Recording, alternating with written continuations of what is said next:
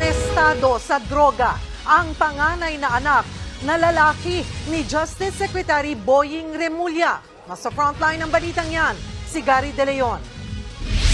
Ngayon, hindi ba pwedeng magaya? Hindi ngayon, Hon, mas maayos ngayon Kung sapagkat sinisigurado po namin na ang piskal at ang pulis ay magkasama mag-imbestiga ng mga krimen. Sa mga eksklusibong litratong nakuha ng News 5, makikita ang drug suspect na si Juanito Jose Diaz Remulla III.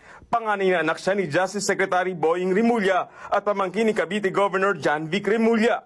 Inaresto si Juanito III matapos siyang mahulihan ng parcel na may halos 1 kilong high-grade marijuana. Nagkakahalaga ito ng 1.3 million pesos. Grabe guys, 1.3 million acquitted sa kaso yung anak niya ni Justice Secretary Boying Remulla. Grabe. Tapos kamag-anak pa niya yung isa, yung administrasyon ni Bongbong dyan. Guys, hindi maging malayo ang bansang Pilipinas ay magiging narco-politician. Yan ang sinabi ni tatay doon. Ang kalaban ni tatay, gobyerno. Daming generals, daming mayor, daming congress. Grabe na. Ganun ang mangyayari sa bansa natin. Walang justice ang mangyayari dyan. Acquitted nga yung anak niya. 1.3 nahuli ha. On the spot nahuli. Siyempre, big time ka. Justice Secretary. Opinion ko lang to ha. Opinion ko lang. Pwede niyang bayaran tong taga-taas. O kaso ko, ikaw na bahala.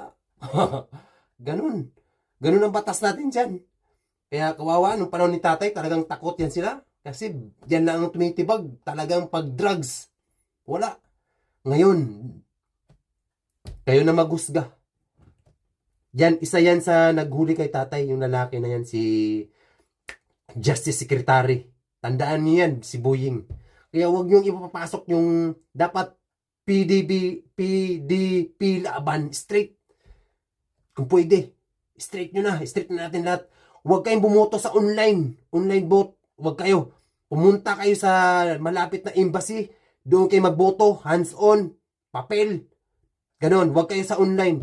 Delikado. Yun lang masasabi ko. Kaya mag-comment, ipakalat nyo to. Mag-like.